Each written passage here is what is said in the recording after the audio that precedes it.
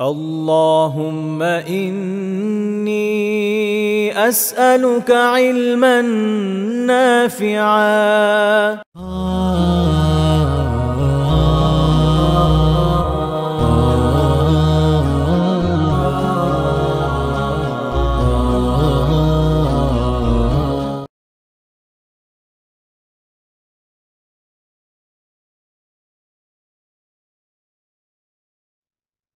السلام عليكم ورحمة الله وبركاته. الحمد لله والصلاة والسلام على أشرف خلق الله محمد بن عبد الله وعلى آله وأصحابه أجمعين، أما بعد। সম্মানিত দিনী বোনেরা, আল্লাহ সুবহানাহু ওয়া তাআলার দরবারে আমরা শুকরিয়া আদায় করছি। আল্লাহ সুবহানাহু ওয়া তাআলা এক সপ্তাহ পর আমাদেরকে আবারও আজকের এই দারসুল হাদিসে উপস্থিত হওয়ার তৌফিক দান করেছেন, আলহামদুলিল্লাহ। আমাদের পক্ষ থেকে অসংখ্য গণিত দুরূদ ও সালাম আমাদের প্রিয় নবী মুহাম্মদ আমরা সবাই পড়ি সাল্লাল্লাহু আলাইহি ওয়াসাল্লাম এবং তার সম্মানিত পরিবার পরিজন, সাহাবায়ে কেরাম এবং এই পথ ধরে যারা চলেছেন, যারা চলবেন, তাদের সবার প্রতি। তো আমরা রিয়াদুস সালিহিনের দর্সে আজকে আমরা শুরু করব কিছু হাদিস নিয়ে ইনশাআল্লাহ। গত সপ্তাহে আমরা কয় নম্বর হাদিসে শেষ করছিলাম আসলে মনে আছে কিনা? 109 নম্বর হাদিস। আন আনাস রাদিয়াল্লাহু আনহু, হাদিস বর্ণনা করতেছেন আনাস রাদিয়াল্লাহু আনহু।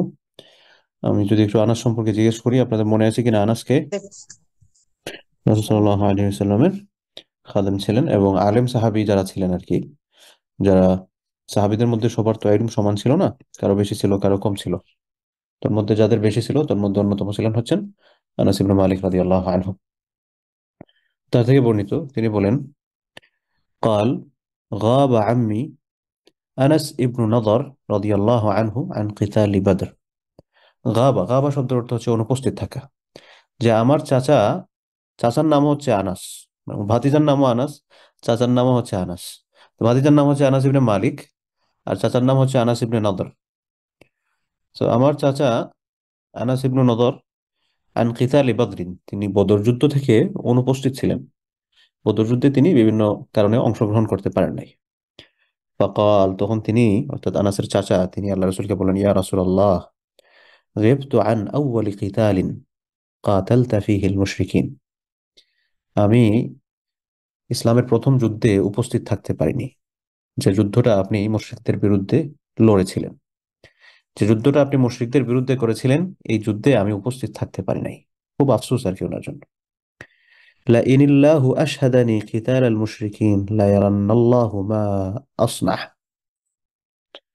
আল্লাহ যদি আমাকে কোনো সুযোগ দেন মুশরিকদের বিরুদ্ধে যুদ্ধে উপস্থিত হওয়ার, তিনি যদি আমাকে একটা সৌভাগ্য দান করেন যে আমি উপস্থিত হতে পারি কোনো মুশরিকদের সাথে যুদ্ধ করতে, তাহলে লা ইয়ারান্নাল্লাহু মা আসনা, আল্লাহ অবশ্যই দেখাবেন আমি কি করতে পারি। তিনি বললেন যে আমার খুব আফসোস, আমি যুদ্ধে অংশগ্রহণ করতে পারি নাই বদরের, কিন্তু আল্লাহ সুবহানাহু ওয়া তাআলা যদি আমাকে সুযোগ প্রদান করেন, কোনোভাবে যদি একটা সুযোগ দেন, আহ, আমি একটা যুদ্ধে অংশগ্রহণ করার সুযোগ পাই, তাহলে ডেফিনেটলি আমি দেখাবো আমি আল্লাহ সুবহানাহু ওয়া তাআলার রাস্তায় কতটুকু কি করতে পারি। তো এই কথা তো বললেন, বলার পর ফালাম্মা কানা ইয়াউমু উহুদিন, উহুদ যুদ্ধের দিনে ইনকাশাফাল মুসলিমুন, যখন মুসলমানগণ তারা মধ্যযুদ্ধের ইতিহাস যারা উহুদ যুদ্ধের ইতিহাস যারা পড়েছেন তাদের মনে থাকার কথা, উহুদ যুদ্ধের পাদদেশে পেছনের দিকে আরেকটা ছোট পাহাড় ছিল। এই পাহাড়টার নাম হচ্ছে জাবাল রুমাত। যারা গিয়েছেন মদিনাতে দেখবেন যে ওটার উপর মানুষরা উঠাউঠি করে, ছোট একটা পাহাড়ের মতো আছে এখন উহুদ পাহাড়ের কাছেই। তো এটা তখন এরকম ছোট ছিল না, বড় ছিল। এটা ছিল উহুদের পাহাড়ের পেছনের দিক এবং এবং এই পাহাড়ের মাঝখানে লড়াইটা চলতেছিল। এটা পিছনের দিক ছিল, এজন্য আল্লাহ রসুল ওখানে পৌঁছে প্রথমে 50 জন তীরন্দাজের একটা টিমকে দায়িত্ব দিয়েছিলেন যে তোমাদের কাজ হচ্ছে তোমরা এখানে থাকবে, এবং আমরা যুদ্ধে জিতি বা না জিতি, যেটাই রেজাল্ট হোক, until get my further instruction, যতক্ষণ পর্যন্ত তুমি আমাদের পরবর্তী আদেশ না পাবে আমার পক্ষ থেকে, ততক্ষণ পর্যন্ত তোমরা এখান থেকে সরবে না। এরপরে তো যুদ্ধ শুরু হলো। যুদ্ধ শুরু হওয়ার পর প্রথম দিকের আক্রমণে মনে হলো মুসলমানগণ বিজয় লাভ করে ফেলছেন এবং মুসলমানগণ তারা গনিমতের মাল খুঁজতে এবং সেগুলো সংগ্রহ করতে ব্যস্ত হয়ে পড়েন। আর এদিকে এই 50 জন তীরন্দাজের মধ্যে একটা ভুল বোঝাবুঝির তৈরি হয়। তাদের মধ্য থেকে একটা অংশ বলেন যে আমরা তো যুদ্ধে বিজয় লাভ করে ফেলছি, আমরা এখন এখান থেকে মুভ করে যাই। তো এই 50 জনের যিনি লিডার ছিলেন ওনার নাম ছিল আব্দুল্লাহ। উনি বললেন আল্লাহ রসুল বলেছেন যে আমরা যাতে ফার্দার ইনস্ট্রাকশন পাওয়ার আগ পর্যন্ত এখান থেকে মুভ না করি, সো এটা কোনোভাবে আমাদের জন্য উচিত হবে না যে আমরা এখন এখান থেকে মুভ করা। তাই তিনি বললেন যে মুভ করিও না। তখন তারা বললেন যে না, আল্লাহ রসুল আমাদের ইনস্ট্রাকশন দিয়েছিলেন যুদ্ধ শেষ হওয়া পর্যন্ত, যুদ্ধই তো শেষ, এখানে থেকে আর লাভ নাই। ওই পরে তারা ভুল বুঝে এখান থেকে মুভ করে তারা চলে যান। আর এইদিকে খালিদ ইবনে ওয়ালিদ রাদিয়াল্লাহু আনহুর নাম আপনারা অনেকেই শুনেছেন। তো উহুদ যুদ্ধের সময় তিনি মুসলমান ছিলেন না, তিনি ওই যুদ্ধে অংশগ্রহণ করেছিলেন কাফেরদের পক্ষ থেকে। এবং তিনি খুব বেশি সমর কৌশলী ছিলেন, যুদ্ধের রুলস রেগুলেশন কিভাবে বিপক্ষ শক্তিকে পরাজিত করতে হয় এগুলার থিওরি ওনার কাছে খুব ভালো ছিল, উনি খুব ভালো জানতেন। তো উনি চিন্তা করলেন যে এই পেছনের পথটা যদি কোনোভাবে আমরা এটা দিয়ে এন্টার করতে পারি তাহলে আবার আরেকটা আক্রমণ করা যাবে, চেষ্টা করা যাবে। উনি এর আগে দুইবার এসে ফিরে গেছেন, দেখছেন এখানের মধ্যে তীরন্দাজ টিমটা আসছে। লাস্ট টাইম উনি আসলেন, এসে দেখলেন ততক্ষণে ওনারা সরে গেছেন এবং খালিদ ইবনে ওয়ালিদ রাদিয়াল্লাহু আনহু ওনার সাথে প্রায় 250 সোলজার ছিলেন আর কি, তখনও কিন্তু উনি মুসলমান হন নাই। এবং এই সোলজার টিমটা নিয়ে তারা আক্রমণ করেন এবং মুসলমানরা এখান থেকে আর ফিরে আসতে পারেন নাই। তো ওই যুদ্ধে এই ভুল বোঝাবুঝির কারণে যুদ্ধে পরাজয় বরণ করতে হয়েছিল। এবং এখান থেকে আমাদের জন্য একটা বড় শিক্ষা হচ্ছে যে রাসূল সাল্লাল্লাহু আলাইহি ওয়াসাল্লামের আদেশের যথাযথ অনুসরণ না করার কারণে কিন্তু ওই যুদ্ধে পরাজয় বরণটা হয়েছিল। তো এই কথাটা মেনশন করেই আনাস রাদিয়াল্লাহু আনহু বলছেন যে ওনার চাচা বদর যুদ্ধে যখন অনুপস্থিত ছিলেন, উনি খুব আফসোস করে আল্লাহ রসুলকে বলেন, ইয়া রাসূলুল্লাহ, আমি যদি আবার কোনো যুদ্ধে সুযোগ দেন আল্লাহ তাআলা আমাকে উপস্থিত হওয়ার, তাহলে আল্লাহ তাআলা দেখাবেন আমি কি করতে পারি। এরপরে ফালাম্মা কানা ইয়াউম উহুদ, উহুদের দিনটা যখন আসলো এবং ইনকাশাফাল মুসলিমুন, এবং মুসলমানগণ তারা তাদের যে ইনকাশাফ শব্দের অর্থ হচ্ছে ওপেন করে ফেলা আর কি, তো তাদের ঘাঁটিটা থেকে তারা ছেড়ে দিছেন, যেখানে থাকার কথা ছিল তারা এখান থেকে মুভ করে ফেললেন। হুম। তখন ওই আনাস রাদিয়াল্লাহু আনহুর চাচা যিনি, উনি আল্লাহর কাছে দোয়া করতেছেন, আল্লাহুম্মা আ'তাযিরু ইলাইকা মিম্মা সানাআ হাউলাই ইয়ানি আসহাব। তিনি বললেন, ও আল্লাহ, আ'তাযিরু, আমি আপনার কাছে ক্ষমা চাইতেছি, উযর পেশ করতেছি, ইলাইকা মিম্মা সানাআ হাউলা, এই যে আমার সাথী যারা না বুঝে এই কাজটা করলো এদের ব্যাপারে আমি আসলে উযর পেশ করতেছি, এরা বুঝতে পারে নাই। ও আবরাউ ইলাইকা মিম্মা সানাআ হাউলা ইয়ানি আল মুশরিকিন, এবং মুশরিকদের কথা বললেন যে এই যে যারা ইসলামের বিপক্ষে যুদ্ধ করতেছে এদের সাথে আমার কোনো সম্পর্ক নাই, আমি এদের থেকে নিজেকে মুক্ত ঘোষণা করতেছি। সুম্মা তাকাদ্দামা, এরপর তিনি এগিয়ে গেলেন। ফাস্তাকবালাহু সাদ ইবনে মুআজ, এগিয়ে যাওয়ার পর একজন সাহাবীকে গিয়ে পেলেন, ওনার নাম হচ্ছে সাদ ইবনে মুআজ। কে এগিয়ে যাচ্ছেন বুঝতে পারতেছেন তো আপনারা? বলেন তো কে এগিয়ে যাচ্ছেন? আনাস রাদিয়াল্লাহু আনহু চাচা। আনাস রাদিয়াল্লাহু আনহুর আনাস চাচা। রাদিয়াল্লাহু আনহুর চাচা। সো আনাস রাদিয়াল্লাহু আনহুর চাচা উনি এগিয়ে গেলেন, এগিয়ে গিয়ে একজন সাহাবীকে পেলেন সামনে, ওনার নাম হচ্ছে সাদ ইবনে মুআজ। ফাকাল, তখন তিনি বললেন, ইয়া সাদ, হে সাদ, আল জান্নাতু ওয়া রাব্বিল কাবা ইন্নী আজিদু রিহাহা মিন দাউনি উহুদিন। তিনি সাদকে ডেকে বললেন, হে সাদ, আল জান্নাহ, জান্নাত। বলল, কোথায় জান্নাত, কোথায়? তখন তিনি বললেন যে আমি আল্লাহর নামে কসম করছি, ওয়ারাব্বিল কাবা, কাবার রবের নামে আমি শপথ করতেছি, ইন্নী আজিদু রিহাহা, আমি জান্নাতের সুঘ্রাণ পাচ্ছি। কোথা থেকে? মিন দুনি উহুদিন, আমি উহুদের উপেক্ষা এর চেয়ে নিকট জায়গা, অর্থাৎ যে জায়গায় যুদ্ধটা হচ্ছে এই জায়গা থেকে উহুদের পাহাড় যতটুকু দূরে তার চেয়েও নিকটে, বললেন যে আমি জান্নাতের ঘ্রাণ পাচ্ছি। ফামাস্তাতা'তু ইয়া রাসূলুল্লাহ মা সানাআ। এরপর এই সাদ রাদিয়াল্লাহু আনহু যার সাথে আনাসের চাচার দেখা হয়েছিল, ওই সাদ আল্লাহ রাসূলকে বলতেছেন যে ইয়া রাসূলুল্লাহ, হে আল্লাহ রাসূল, এরপর মা সানাআত, তিনি যা করলেন, ফামাস্তাতা'তু, এটা আমি করতে পারি নাই। কালা আনাস, এরপর ভাতিজা আনাস বলতেছেন, ভাতিজা আনাস বললেন, ফাওয়াজাদনা বিহি বিদআন ওয়া থামানিনা দরবাতান বিসসাইফ। এরপর তিনি যুদ্ধে অংশগ্রহণ করলেন, অংশগ্রহণ করে তিনি লড়াই করে করে শাহাদাত বরণ করেন আর কি। তো শাহাদাত বরণ করার পর ফাওয়াজাদনা বিহি, আমরা তাকে পেলাম, কি অবস্থায় পেলাম? এমত অবস্থায়, বিদআন ওয়া থামানিন, 80-র চেয়েও বেশি, দরবাতান বিসসাইফ, তরবারির আঘাত ছিল আনাস রাদিয়াল্লাহু আনহুর চাচার শরীরে। আও তা'নাহু বিরুমহিন, অথবা বর্ষা আছে না, এই যে লোহা দিয়ে খুব এটাকে সরু করে বানানো হয় এবং এটার অগ্রভাগটা খুব বেশি এটাকে কি বলে আপনার শার্প থাকে আর কি। এইটা দিয়ে মানুষের প্রতি তখন আক্রমণ করা হতো আর কি। তো এই তরবারি বা বর্ষা বা তীরের আঘাতের 80টার চেয়েও বেশি আঘাত ছিল আনাস রাদিয়াল্লাহু আনহুর চাচার শরীরে। তিনি এই পরিমাণ লড়াই তিনি করেছেন। ফামা আরাফাহু আহাদুন ইল্লা উখতুহু, তাকে কেউ চিনতে পারে নাই ইল্লা উখতু, তবে তার বোন চিনতে পারছে কিভাবে? বিবানানি, তার আঙ্গুলের একটা অংশ দেখে। ক্বালা আনাস, এরপর আনাস রাদিয়াল্লাহু আনহু বললেন, কুন্না নারা আও নাযুন্নু, আমরা দেখি বা আমরা মনে করি, আন্না হাযিহিল আয়াহ নাযালাত ফীহি, এই আয়াতটা কোরআনুল কারীমের এই আয়াতটা নাজিল হয়েছে এই আনাস রাদিয়াল্লাহু আনহুর চাচা যেরকম ভাবে নিজেকে আল্লাহ সুবহানাহু ওয়া তাআলার রাস্তায় সঁপে দিয়েছিলেন এই ঘটনাকে কেন্দ্র করে। কি আয়াত? মিনাল মুমিনিনা রিজালুন সাদাকু মা আহাদুল্লাহ আলাইহি, মিনাল মুমিনিন, মুমিনদের মধ্য থেকে, রিজালুন এমন কিছু মানুষ, সাদাকু মা আহাদুল্লাহ, তারা আল্লাহর সাথে যেটা প্রতিশ্রুতি দিয়ে আসছিল তারা সেটা সত্য করেছে। তারা বলেছিল আল্লাহকে তারা রব হিসেবে গ্রহণ করেছে এবং আল্লাহ তাআলার জন্য তাদের জান এবং মাল সমস্ত সবকিছু বিসর্জন করতে পারে। এই প্রতিজ্ঞাটা যে তারা করে আসছিল এই প্রতিজ্ঞাটার সত্যায়ন তারা বাস্তবে দেখিয়ে দিয়েছে। মা আহাদুল্লাহ আলাই, আল্লাহ তাআলার সাথে তাদের যে প্রতিজ্ঞাটা হয়েছিল সদাকু, এটাকে তারা সত্যে রূপান্তরিত করেছে, বাস্তবে প্রয়োগ করেছে। তারা কোথায় আর আমরা কোথায়? তারাও মানুষ ছিলেন, আমরাও মানুষ।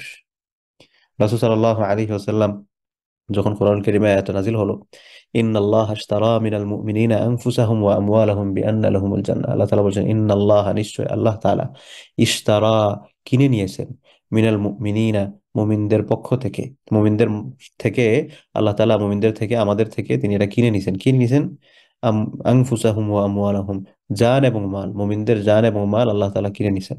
আমাদের জান এবং মাল আল্লাহ তাআলার কাছে আমরা বিক্রি করে দিছি বিআন্না লাহুমুল জান্নাহ, জান্নাতের বিনিময়ে। আমাদের কাজ কি হবে? ইউকাতিলুনা ফি সাবিলিল্লাহ, আল্লাহ তাআলার রাস্তায় লড়াই করা, আল্লাহ তাআলার রাস্তায় সংগ্রাম করা। কারণ এগুলো থেকে তো আসলে আমরা কত দূরে বসবাস করছি। তো এই আয়াতটা আমাদেরকে উদ্দেশ্য করে বলছে মিনাল মুমিনিন, মুমিনদের মধ্য থেকে সবাই আল্লাহ তাআলার সাথে করা ওয়াদারা সত্যি বাস্তবায়িত করে না, কিন্তু কিছু মানুষ আছেন সাদাকু মা আহাদুল্লাহ, আল্লাহ তাআলার সাথে তারা যে ওয়াদাটা করে আসছিল এটা আল্লাহ সুবহানাহু ওয়া তাআলার কাছে সাথে করা ওয়াদাটা তারা বাস্তবে প্রয়োগ করেছে।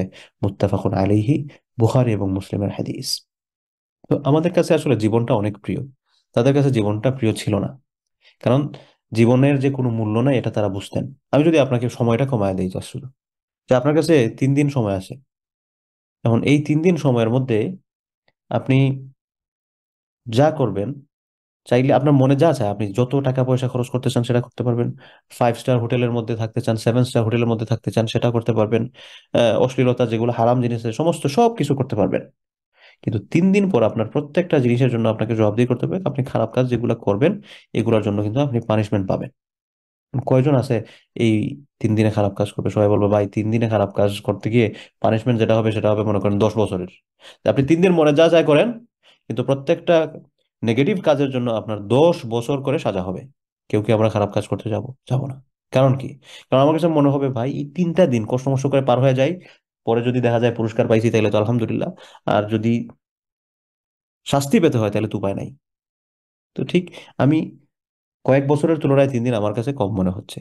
তো আখেরাতের হাজার হাজার শত শত বছর যেটার সাথে মানে টাইমের কোনো কাউন্ট নাই, যেটার কোনো শেষ নাই, অনন্তকাল, এই সময়ের জন্য দুনিয়ার কয়টা বছরকে আমরা যে আমোদ ফুর্তির জন্য বা এটাকে মিসম্যানেজমেন্ট করছি, আমি দিন দুনিয়া ভুলে যে না আমার এখানে এনজয় করতে হবে এগুলো যে করছি।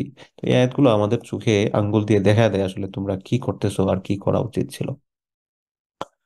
পরের হাদিস আন আবি মাসউদ, যিনি হাদিস বর্ণনা করতেছেন ওনার ছেলের নাম ছিল মাসউদ, এজন্য ওনাকে আবু মাসউদ বলা হয় আর কি, মাসউদের বাপ। ওনার নাম হচ্ছে উকবা ইবনে আমর আল আনসারি আল বদরি। উনি বদরের যুদ্ধে অংশগ্রহণ করেছিলেন, এই জন্য ওনাকে বদরি বলা হয় আর কি, মানে একটা লকব বা উপাধি। যে উকবা আল বদরি রাদিয়াল্লাহু আনহু বদর যুদ্ধে অংশগ্রহণ করেছেন। তিনি বলেন লাম্মা নাযালাত আয়াতুস সাদকা, লাম্মা যখন, নাযালাত অবতীর্ণ হলো, আয়াতুস সাদকা সৎকার আয়াতটা যখন অবতীর্ণ হলো, কুন্না নুহামিলু আলা যুহুরিনা, এমত অবস্থায় আমরা নুহামিলু বহন করতাম, আলা জুহুরিন আমাদের পিঠে, মানে হচ্ছে কি, মানে আল্লাহ তাআলার রাস্তায় সাদাকাহ করার জন্য একটু যাতে পয়সা অর্জন করতে পারি, এজন্য আমরা এই যে কুলিগিরি করতাম, মটবোয়া বলে আর কি আমাদের সিলেটে, জানি না আপনারা কি বলেন, যে এগুলা বহন করে নিয়ে এসে তারা অল্প যে একটু সাইড ইনকাম করা যায়। কেন সাইড ইনকাম? নিজের জন্য না, যে এই সাইড ইনকাম করে আল্লাহ তাআলার রাস্তায় সাদাকাহ করা যায় কিনা। সুবহানাল্লাহ, সুবহানাল্লাহ। কই তারা আর কই আমরা। আমরা মনে করেন নিজের সমস্ত চাহিদা সমস্ত সবকিছু পূরণ করার পর যদি কিছু থাকে, তারপরে ঠিক আছে আল্লাহ রাস্তায় কিছু সদকা করলে করবো না ইনশাআল্লাহ, আর রমজান আসলে জাকাত কিছু দিলাম আর কি। কিন্তু সাহাবায়ে কেরাম কেমন ছিলেন, যে সদকার আয়াত শুনে তাদের কাছে যতটুকু ছিল এটা দিয়ে সদকা করতেন, পাশাপাশি তারা আরো এক্সট্রা কাজ করতেন। কেন এক্সট্রা কাজ করতেন? এই এক্সট্রা কাজটা করার উদ্দেশ্য হচ্ছে, আমি এটা থেকে আমি যতটুকু আর্ন করব, এটা দিয়ে আমি আমার আল্লাহ তাআলার রাস্তায়, আমার রবের রাস্তায় আমি যাতে খরচ করতে পারি। সুবহানাল্লাহ। কুন্না নুহামিলু আলা যুহুরিনা, আমরা আমাদের পিঠের মধ্যে বহন করতাম, মোট বহন করতাম, কুলিগিরি করতাম। ফাজাআ রাজুলুন, এরপর একজন লোক আসলো, ফাতাসাদ্দাকা বিশাইইন কাসীর, তিনি এসে অনেক কিছু দান করলেন।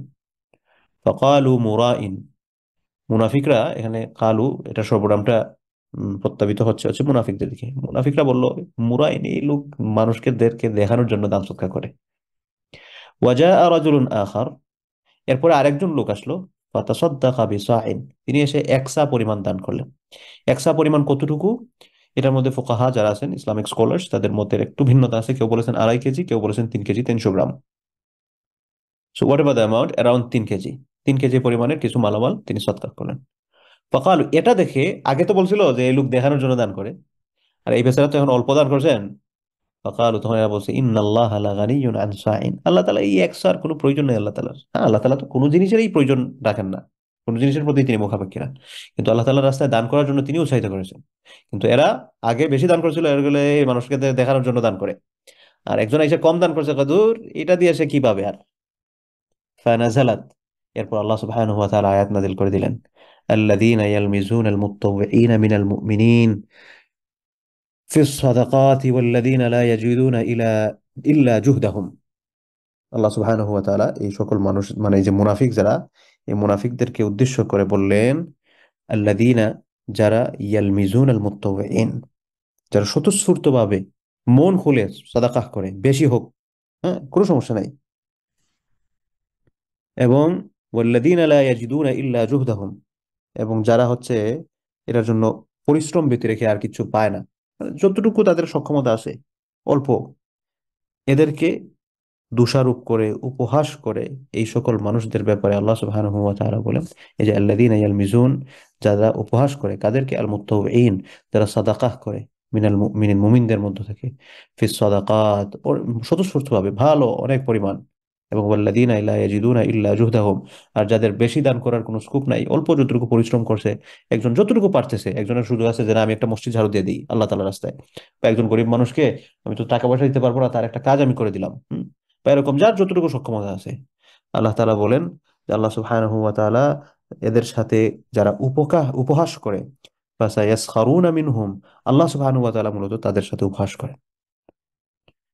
সাখিরাল্লাহু মিনহুম, আল্লাহ সুবহানাহু ওয়া তাআলা এদের সাথে উপহাস করেন। ওয়ালাহুম আযাবুন আলীম, এবং তাদের জন্য অনেক ভয়ানক শাস্তি রয়েছে।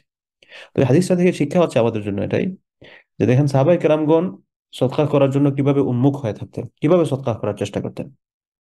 হ্যাঁ, যার যতটুকু ক্ষমতা আছে সৎকার করা, একজন বেশি দান করতেছেন, বেশি দান করবেন মাশাআল্লাহ, একজন কম দান করতেছেন, তার সক্ষমতা অনুযায়ী সেটা দিয়েও তিনি সমান সওয়াব পাবেন ইনশাআল্লাহ, যার যতটুকু সক্ষমতা আছে এরকম।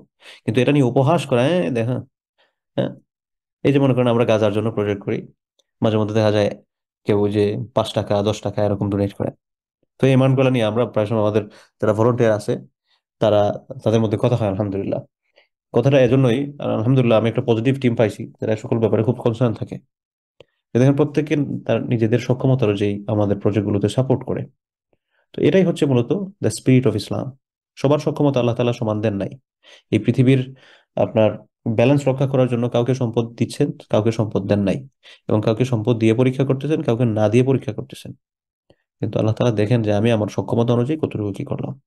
কিন্তু এগুলো নিয়ে যারা ঠাট্টা মশকারি করে, আল্লাহ বলেন আমি তাদেরকে ঠাট্টা মশকারি করি, এবং ওয়ালাহুম আযাবুন আলীম, তাদের জন্য যন্ত্রণাদায়ক শাস্তি রয়েছে। এরপরের হাদিস, 111 নম্বর হাদিস, এই চ্যাপ্টারের 17 নম্বর হাদিস। عن أبي ذر আবু যর রাদিয়াল্লাহু আনহু থেকে বর্ণিত, আবু যরের নাম ছিল হচ্ছে জুনদুব ইবনে জুনাদা। তিনি বলেন, কই গেল, আনিন নবী সাল্লাল্লাহু আলাইহি ওয়াসাল্লাম, আল্লাহ রাসূল সাল্লাল্লাহু আলাইহি ওয়াসাল্লাম থেকে হাদিসটা বর্ণনা করতেছেন, ফিমা ইয়ারউই আনিল্লাহি তাবারাকা ওয়া তাআলা, যেটা আল্লাহ সুবহানাহু ওয়া তাআলার কাছ থেকে আল্লাহ রাসূল বর্ণনা করেছেন, মানে এটা হাদিসে কুদসি। হাদিসে কুদসি হচ্ছে যেটার সেন্টেন্সটা হচ্ছে আল্লাহ সুবহানাহু ওয়া তাআলার পক্ষ থেকে, রাসূল সাল্লাল্লাহু আলাইহি ওয়াসাল্লাম হচ্ছে এটা বর্ণনাকারী। তো আল্লাহ রাসূল আল্লাহর পক্ষ থেকে বলছেন, ইয়া ইবাদি, আল্লাহ তাআলা আমাদেরকে উদ্দেশ্য করে বলেন, হে আমার বান্দারা, ইন্নী হাররামতু যুলমা আলা নাফসি, নিশ্চয় আমি আমার জন্য জুলুম করাকে হারাম করেছি, আমি অত্যাচার করি না, আমি জুলুম করি না, কার উপর আমি জুলুম করি না। ওয়া জাআলতুহু বাইনাকুম মুহাররামান, এবং এটা শুধু আমার জন্য হারাম করেছি এরকম না, তোমাদের জন্য এটা হারাম করছি, তোমাদের মাঝখানে এটা হারাম করে দিছি, ফালা তাযালামু, তোমরা পরস্পর একজন আরেকজনকে জুলুম করো না। তোমরা পরস্পর একজন আরেকজনকে আমরা যাতে জুলুম না করি। এখন জুলুম করা এই জিনিসটা কি? আমরা জুলুম করা মানে হচ্ছে তার কাছে টাকা নিয়ে নেওয়া এরকম না, একজন মানুষের অধিকার নষ্ট করাই হচ্ছে জুলুম। আপনি অন্যায়ভাবে একজন মানুষের অধিকার নষ্ট করতেছেন, এটাই হচ্ছে জুলুম। এখন আপনি আপনার সন্তানকে, সন্তানের যে হক আছে এটা দিচ্ছেন না, আপনি আপনার সন্তানের প্রতি জুলুম করতেছেন। আপনার বাবা মার যে হক আছে আপনি এটা দিচ্ছেন না, আপনি আপনার বাবা মার প্রতি জুলুম করতেছেন। আপনার ভাই বোনের যে হক আছে আপনি সেটা দিচ্ছেন না, আপনি তাদের প্রতি জুলুম করতেছেন। আপনার উস্তাদের প্রতি আপনার যে হক আছে আপনি সেটা দিচ্ছেন না, আপনি তাদের প্রতি জুলুম করতেছেন। জুলুম মানে এটাই না যে আমি একজন মানুষকে গিয়ে তার মনে কষ্ট, হ্যাঁ সেটা তো অবশ্যই জুলুম, কিন্তু এর বাহিরেও একজন মানুষকে তার অধিকার না দেওয়া, একজন মানুষকে সেটা কষ্ট দেয়া, অন্যায়ভাবে তাকে কষ্ট দেয়া যেরকম ভাবে জুলুম, এর পাশাপাশি একজন মানুষকে তার অধিকার না দেওয়াটাও জুলুম। হ্যাঁ, একজন মানুষ তার অধিকার না নিয়ে যদি আমার উপর হ্যাপি থাকে, তাকে সে বলছে ভাই আচ্ছা ঠিক আছে এটা আমার করতে হবে না, আমি আপনার উপর হ্যাপি আছি, তাহলে ঠিক আছে, মাফ পাওয়ার একটা সুযোগ আছে। কিন্তু আমরা যদি অধিকার না দিই, আমরা তো মনে করি যে বাপ মা হইছি তাহলে কাম হয়ে গেছে। বাপ মা হওয়াটা এত সোজা না। আমার সন্তানদের প্রতি আমার যে রেসপন্সিবিলিটিস আছে, এই রেসপন্সিবিলিটিস গুলো আমাদের ফুলফিল করতে হবে। আল্লাহ রসুল বলেছেন, কুল্লুকুম রাহিন, আমাদের প্রত্যেকেই কিন্তু এক একটা রেসপন্সিবিলিটি আছে, প্রত্যেকের। এই মনে করেন আমি আজকে আপনাদেরকে পড়াইতেছি, আমার কি, আমি তো এই সময় চাইলে ঘুমাইতে পারতাম, কিন্তু আমি কেন একটু চেষ্টা করতেছি আপনাদেরকে সময় দেয়া? আল্লাহর সাথে ব্যবসা করতেছি, আল্লাহর সাথে, আল্লাহর কাছ থেকে যাতে আমি রিওয়ার্ড পাই। কেন?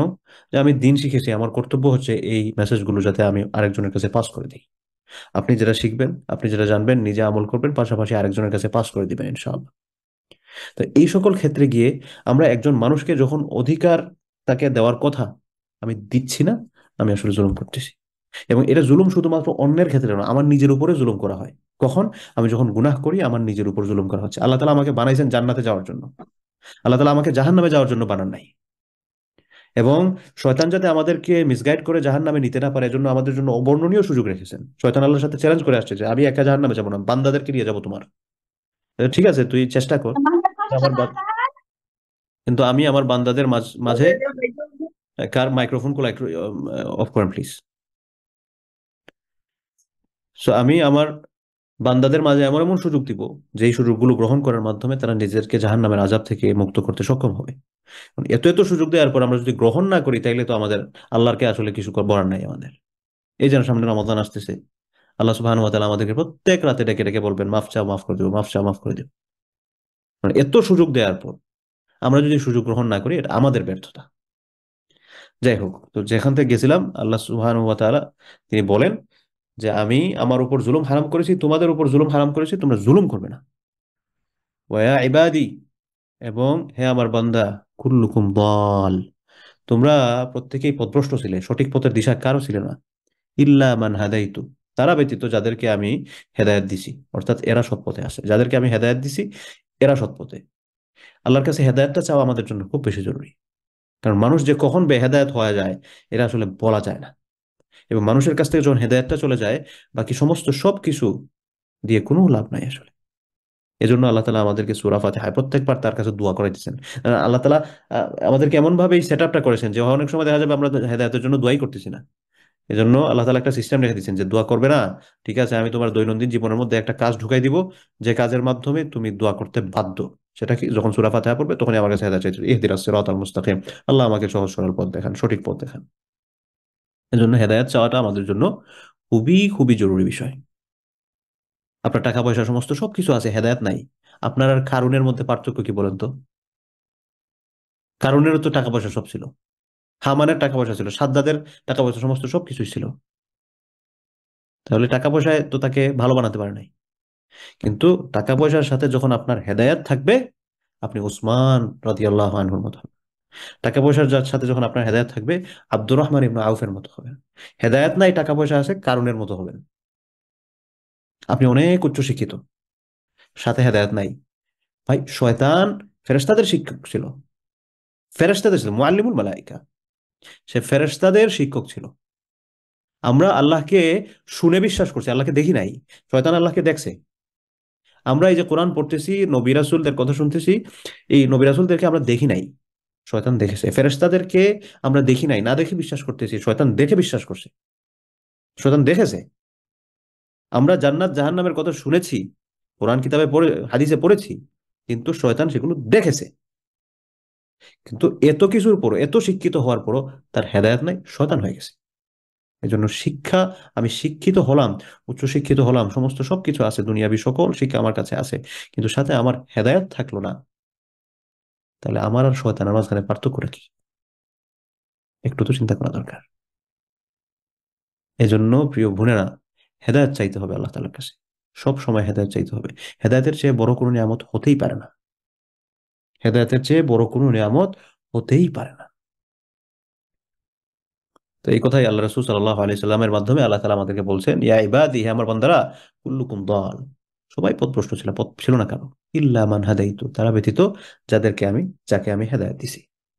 ফাস্তাহদুনি আহদিকুম, তোমরা আমার কাছে হেদায়েত চাও, তোমাদেরকে পথ দেখাবো। এরকম কোনো বস কি আছে বলে ঠিক আছে তুমি অ্যাপ্লিকেশন করো আমার কাছে যে তোমার স্যালারি বাড়ুক, আমি বাড়াই দিব? হয় না। হয়তো বছর 2 বছর পরে একবার ঠিক আছে একটা ইনক্রিমেন্ট হবে, ঠিক আছে আপনি একটা অ্যাপ্লিকেশন দেন, বাড়াই দিয়েছে আপনার স্যালারি। কিন্তু আজকে আপনি আপনার স্যালারি বাড়ছে, কালকে বস আমার স্যালারিটা আবার বাড়ান, সে বলবে ঠিক আছে একটা অ্যাপ্লিকেশন। ভাই আপনি কি শুরু করছেন এগুলা? কিন্তু আল্লাহ তাআলা বলেন, তোমরা আমার কাছে চাও, দিব, চাও যত পারো চাও, দিব। ফাস্তাহদুনি আহদিকুম, তোমরা আমার কাছে চাও, আমি তোমাদেরকে হেদায়েত দিব। ফাস্তাহদুনি আহদিকুম, তোমরা আমার কাছে হেদায়েত চাও, আমি হেদায়েত দিব। সুবহানাল্লাহ। তো এই জন্য আগে যে কথাগুলো বললাম, আমাদের সব সময় হেদায়েত চাইতে হবে, সব সময়। এটা আমাদের জন্য খুব খুব বেশি জরুরি।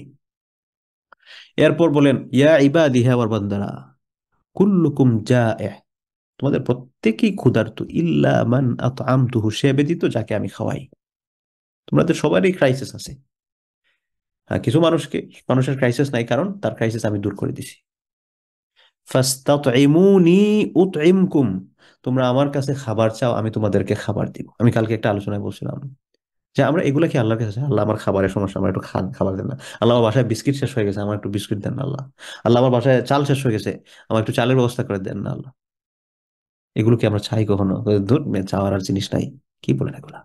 অথচ আল্লাহ রাসূল সাল্লাল্লাহু আলাইহি ওয়াসাল্লামের মাধ্যমে আল্লাহ তাআলা হাদিসে কুদসি দিয়ে আমাদেরকে শিখাই দিতেছেন, তোমার খাবার নাই, বলো ফাস্তাতইমুনি উতইমকুম, আমার কাছে খাবার চাও, আমি খাবার দিব। আগে যা গেছে গেছে। হ্যাঁ, আপনার চাল শেষ হয়েছে, আপনি আপনার আব্বাকে বলবেন, আপনার হাজবেন্ডকে বলবেন, বা আপনার ভাইকে বলবেন, ফ্যামিলির ওসিলা হিসেবে তারা নিয়ে আসবেন, কিন্তু এটা আল্লাহর কাছে আল্লাহ খুশি হবেন, আপনি সওয়াব পাবেন। আল্লাহ আমার বাসায় চাল শেষ হয়ে গেছে, আপনার চালের ব্যবস্থা করেন। আল্লাহ মাছ নাই, মাছের ব্যবস্থা করে দেন, মাংস নাই, মাংসের ব্যবস্থা করে দেন। এটা আল্লাহ তাআলা খুব পছন্দ করে। এরপর আল্লাহ রসুল বলেন, আল্লাহ তাআলার পক্ষ থেকে হাদিসে কুদসি আল্লাহ তাআলা বলছেন, ইয়া ইবাদি, হে আমার বান্দাগণ, কুল্লুকুম আর ইল্লা মান কাসাউতু, তোমরা প্রত্যেকেরই কাপড় চোপড় ছিল না, তোমরা উলঙ্গ ছিলে, তারা ব্যতীত যাদেরকে আমি কাপড় পরাইছি।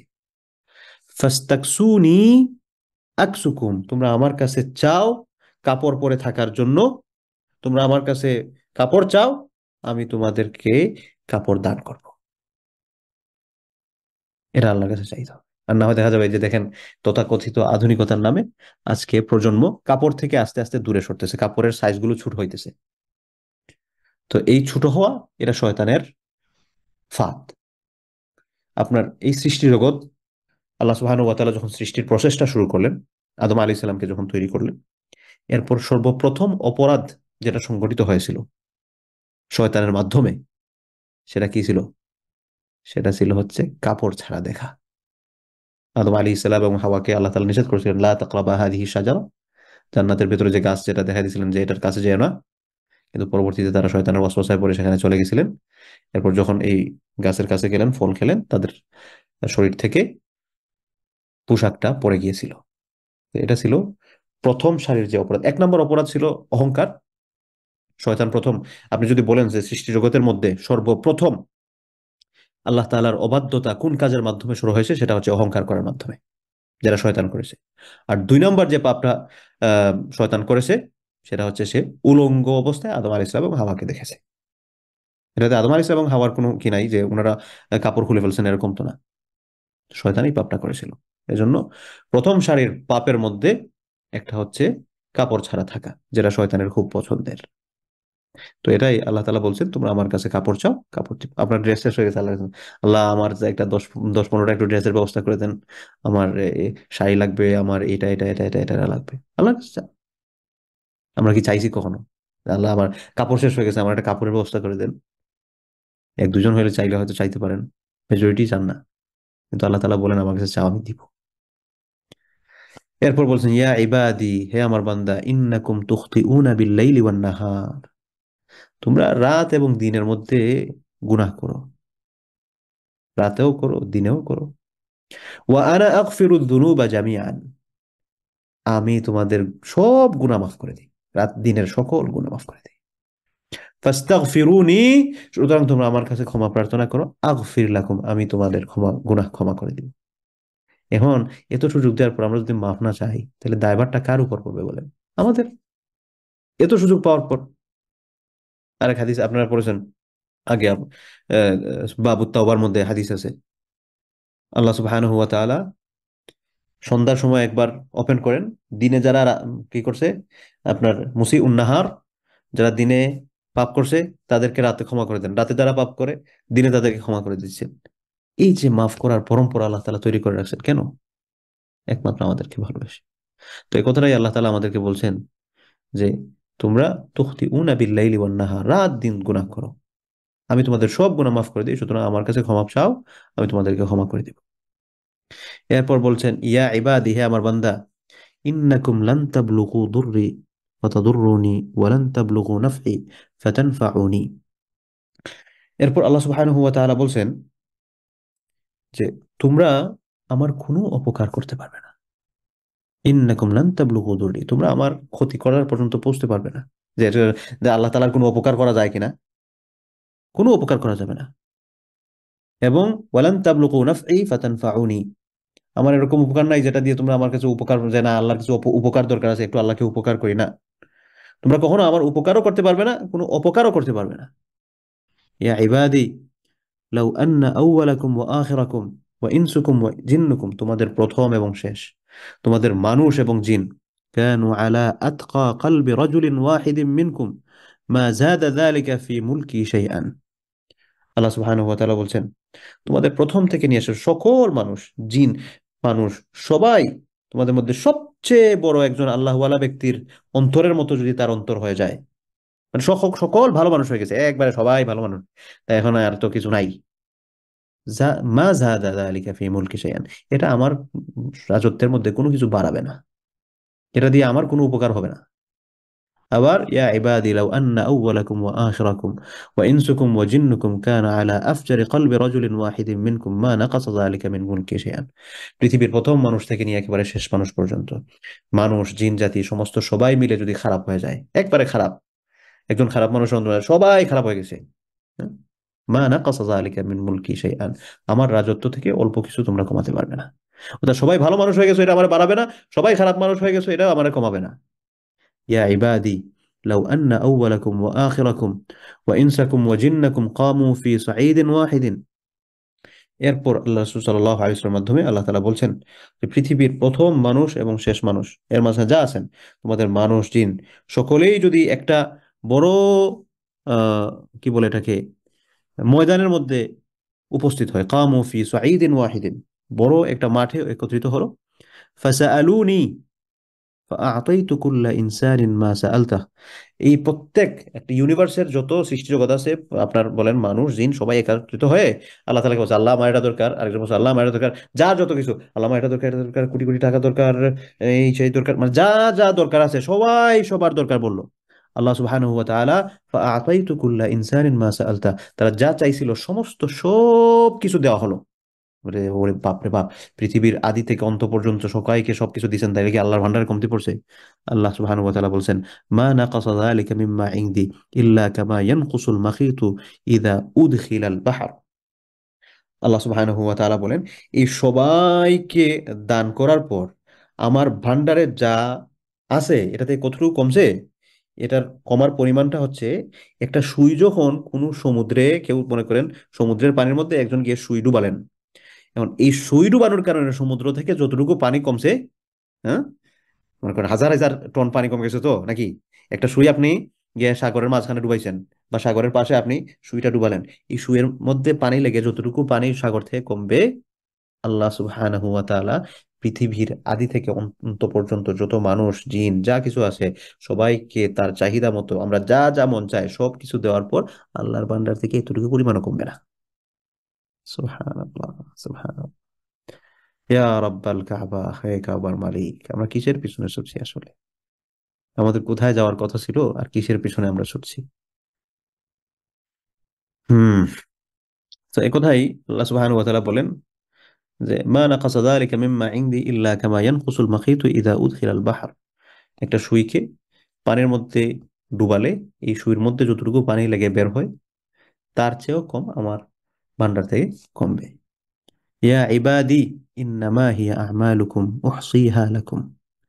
এরপর আল্লাহ সুবহানাহু ওয়া তাআলা বলছেন, হে আমার বান্দাগণ, ইয়া ইবাদি ইন্নামা হিয়া আমালুকুম, এগুলো হচ্ছে তোমাদের আমল সমূহ, তোমাদের কর্মসমূহ। উহসিহা লাকুম, এগুলো আমি হিসাব করে রাখছি তোমাদের জন্য, গণে রাখছি। সুম্মা ওয়াফিকুম ইয়াহা, এবং এটার পরিপূর্ণ রিটার্ন, পরিপূর্ণ বিনিময় আমি তোমাদেরকে দিব। ফামান ওয়াজাদা খায়রান ফালইহমিদিল্লাহ, যে ভালো কিছু পাবে, কল্যাণ পাবে, হ্যাঁ, ওয়াজাদা খায়রান, খায়রুন মানে হচ্ছে কল্যাণ, যে ব্যক্তি কল্যাণ পাবে, ফালইহমাদিল্লাহ, সে আল্লাহর প্রশংসা করুক। ওয়ামান ওয়াজাদা গায়রা যালিকা, আর এর বাইরে যে পাবে যে হায় হায় আমি তো কর্মফলের মাধ্যমে ভালো কিছু পাই নাই, অকল্যাণ পাবে, ফালা ইয়ালুমান্না ইল্লা নাফসাহু, সে যেন তাকে ছাড়া আর কাউকে দোষারোপ না করে, তিরস্কার না করে, কারণ সে এটা নিজেই কামাইছে, সে এটা নিজেই কামাইছে। সুবহানাল্লাহ, সুবহানাল্লাহ। তো লম্বা হাদিসে কুদসি, এই হাদিসটা থেকে আমাদের কিন্তু অনেক কিছু শেখার আছে।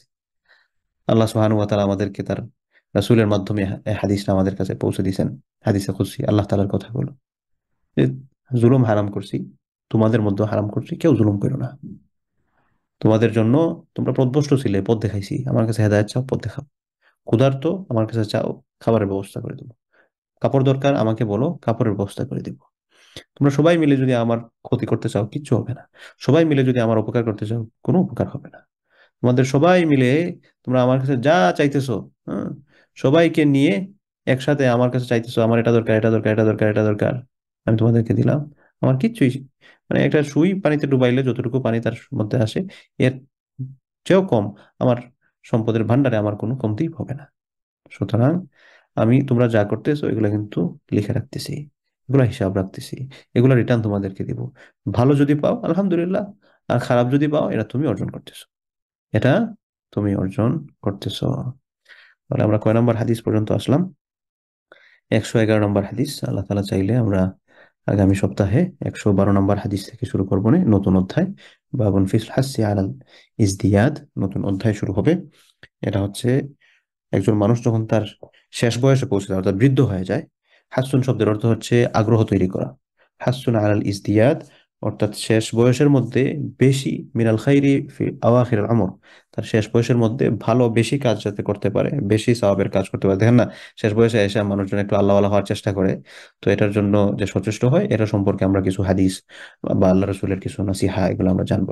দেখেন, এই কথাগুলো কিন্তু আল্লাহ রসুল আমাদেরকে উদ্দেশ্য করে বলে গেছেন। আজকে আল্লাহ রসুল যদি জীবিত থাকতেন, আমরা যদি আল্লাহ রসুলের কাছে যেতে পারতাম, আল্লাহ রসুল এই কথাগুলো আমাদেরকে বলতেন। তো তিনি নাই, তার কথাগুলো আল্লাহ রাসূল সাল্লাল্লাহু আলাইহি সাল্লাম আমাদের সাথে শেয়ার করতেছেন।